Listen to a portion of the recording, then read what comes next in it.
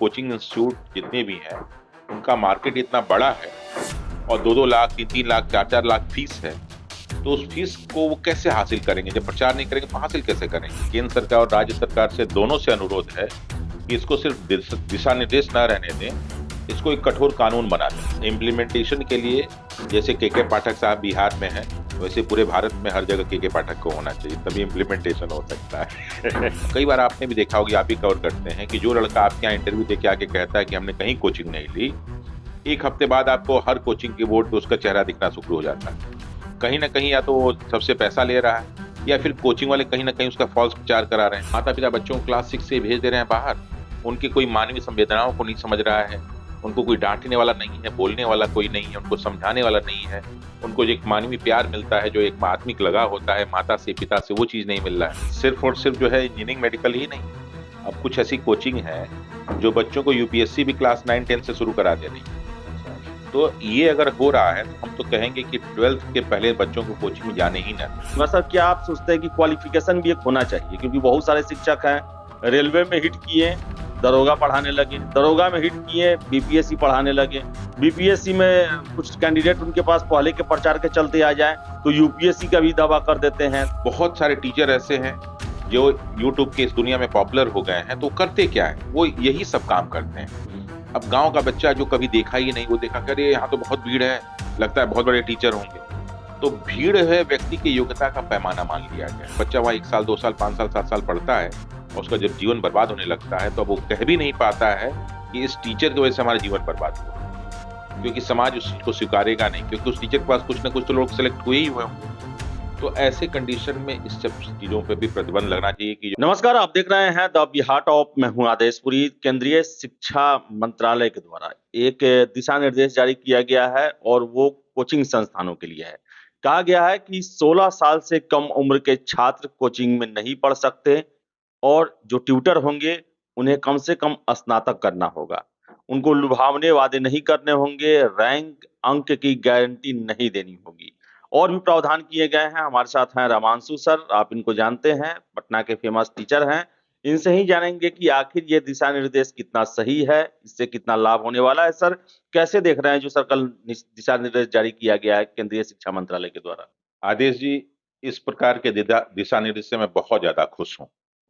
और हमारा तो सरकार से, केंद्र सरकार और राज्य सरकार से दोनों से अनुरोध है कि इसको सिर्फ दिशा निर्देश ना रहने दें, इसको एक कठोर कानून बना दें।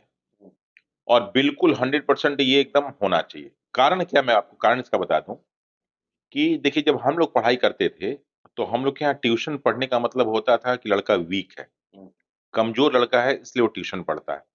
आजकल क्या है कि ट्यूशन पढ़ना आपकी कंपल्स फिर उसके बाद क्या आया, शौक से लोग जो है ट्यूशन पढ़ना शुरू किए। और आज क्या है, बच्चों की मजबूरी हो गई कि वो ट्यूशन बिना पढ़े बिना आगे नहीं निकल सकते। तो अभी तो सिर्फ़ इस पे मैं चर्चा करूँगा, इसके साथ 1-2 पॉइंट और भी मैं जोड़ूँगा कि ट्यूशन की ज़रूरत क्यों पड़ जाती है। देखिए, ट्यूशन की ज़रूरत पड़ने का सबसे बड़ा रीज़न क्या है कि कहीं न कहीं स्कूल में सही पढ़ाई नहीं हो रही, पहला कारण। दूसरा कारण क्या है कि जो सरकारी स्कूल हैं और जो प्राइवेट स्कूल हैं, तो प्राइवेट वाले स्कूल वाले क्या करते हैं कि अपने बुक्स को चेंज करते रहते हैं। और वो हमेशा बुक्स क्या करते हैं कि जो भी कॉम्पिटिटिव एग्ज़ाम में क्वेश्चन्स आ रहे हैं, उन पे आधारित वो बुक्स बनाते हैं। जबकि हमारे सरकारी संस्थाओं में क्या है कि जो चला आ रहा है बाबा के आदम के ज़माने से, भले वो काम का हो चाहे ना हो, हम लोग पढ़ रहे हैं। तो ऐसे में जब लड़का कॉम्पिटिटिव एग्ज़ाम में जाता है, तो वो अलग चीज़ पाता है। और इस चीज़ को पाने के लिए वो कोशिश करता है कि क्यों ना हम कोचिंग ट्यूशन कर लेंगे, तो उसको हम जल्दी से पा जाएँगे, तो आराम से हम फाइट कर सकते हैं कॉम्पिटिटिव एग्ज़ाम के लिए।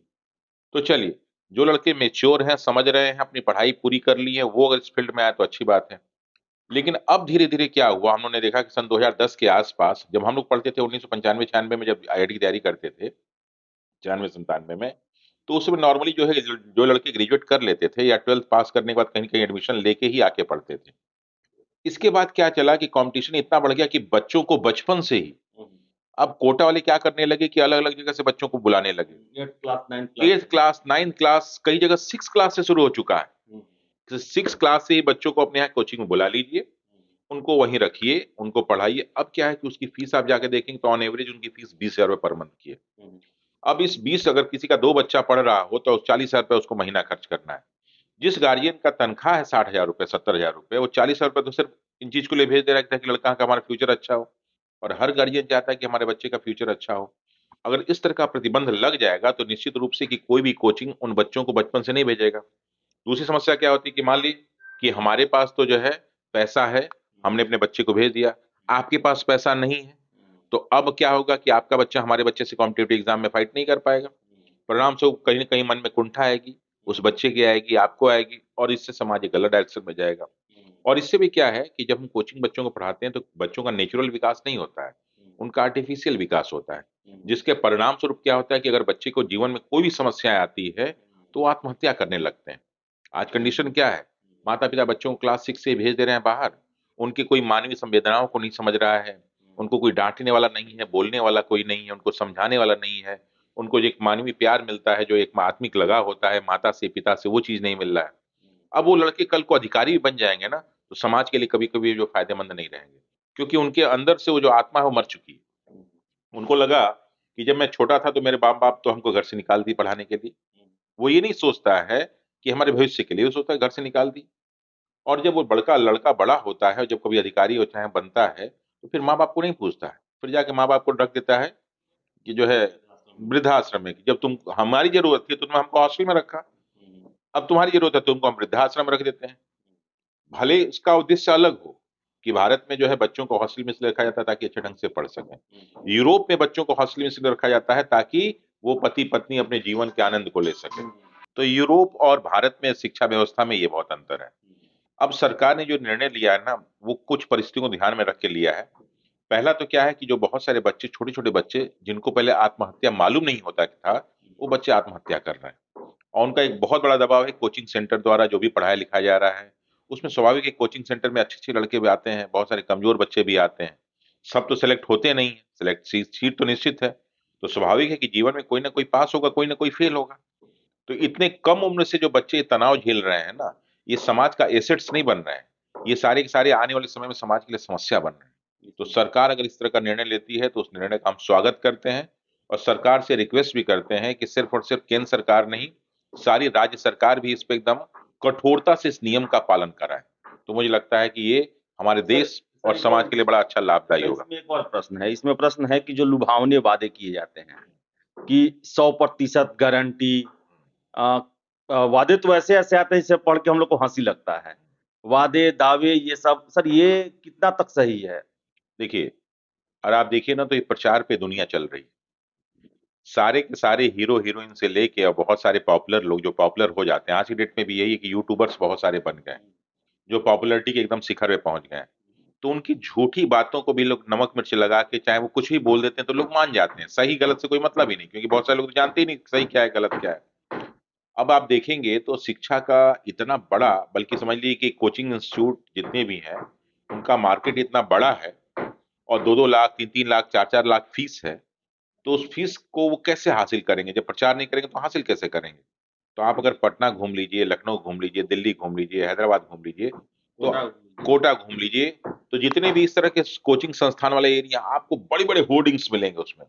एक-एक होर्डिंग, आप जब स्टेशन पे जाते हैं तो आपको एक-एक होर्डिंग जिसकी कीमत जो है महीने का 2 लाख 4 लाख रुपया होता है। अगर कोई व्यक्ति दे रहा है, कंपनी दे रही है, तो स्वाभाविक है कि वो क्या करेगी, कहीं न कहीं से उससे पैसा कमाने की कोशिश करेगी।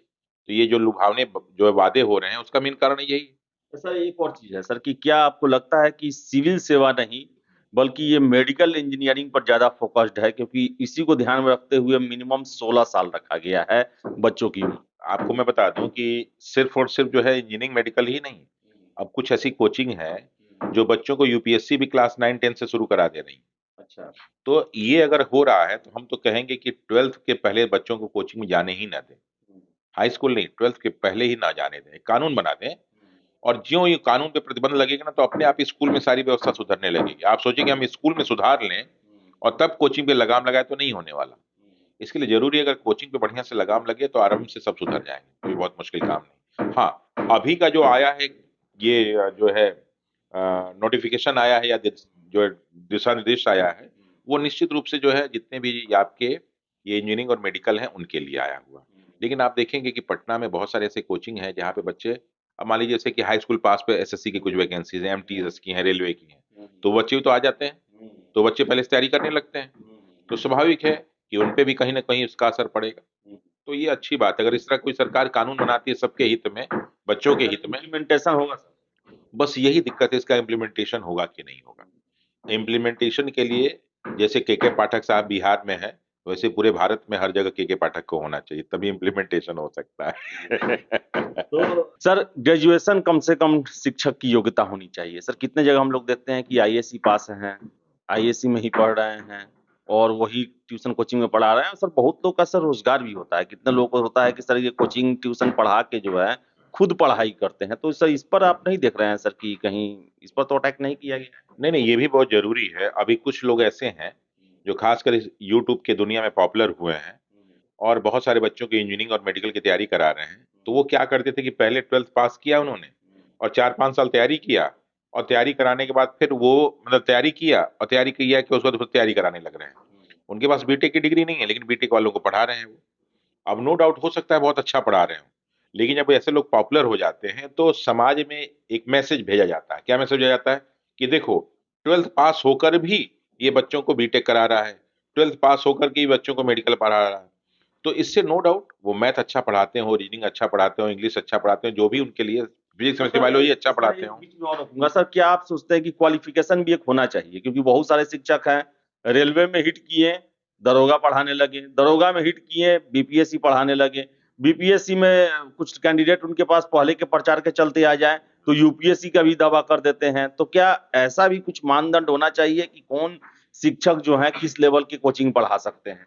देखिए जैसे क्या है ना कि भारत की जनता और जो युवा है या गांव के जो लोग हैं बहुत ही इमोशनल होते हैं। उनको बहुत सारी सच्चाई नहीं मालूम होती। वो दूसरे को देख के, उनके जो है वीडियोज़ को देख के ही प्रभावित होते हैं। कई बार आपने भी देखा होगा, आप भी कवर करते हैं कि जो लड़का आपके यहाँ इंटरव्यू दे के आके कहता है कि हमने कहीं कोचिंग नहीं ली, 1 हफ्ते बाद आपको हर कोचिंग के बोर्ड पे उसका चेहरा दिखना शुरू हो जाता है। कहीं न कहीं या तो वो सबसे पैसा ले रहा है या फिर कोचिंग वाले कहीं न कहीं उसका फ़ॉल्स प्रचार करा रहे हैं। स्वाभाविक है कि बहुत सारे लोग इसका गलत उपयोग करते हैं। अब जो गार्डियन या बच्चा देखता है तो उससे प्रभावित होता है।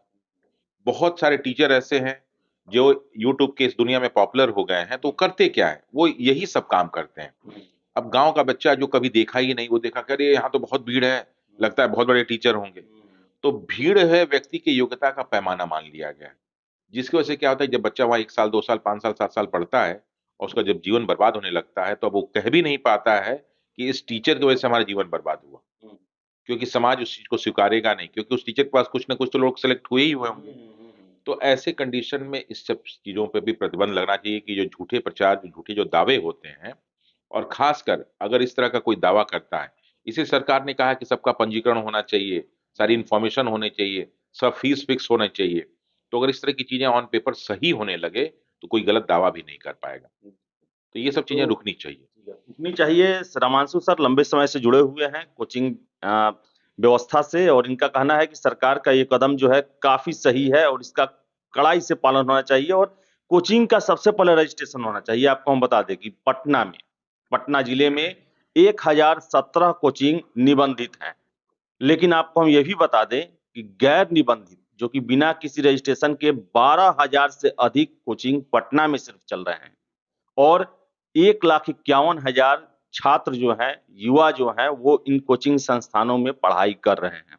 तो इम्प्लीमेंटेशन और राज्य सरकार को भी इस पर ध्यान देना होगा ताकि जो छात्र कम उम्र में ही कोचिंग के हवाले कर दिए जाते हैं और उनका जो सामाजिक विकास है वो नहीं हो पाता है, केवल वो कंपटीशन पे ही रहते हैं और बाद में जब सक्सेस नहीं मिलता है तो वो अपनी जीवन जो है उसको दांव पर लगा देते हैं। तो इन सब को रोकने के लिए ये अच्छा प्रयास है और हिमांशु सर का सीधे-सीधी कहना है कि इम्प्लीमेंटेशन कड़ाई के साथ होना चाहिए और हर एक जगह के पाठक जैसा एक अधिकारी होना चाहिए जो कि इसे कड़ाई से लागू करवा सके।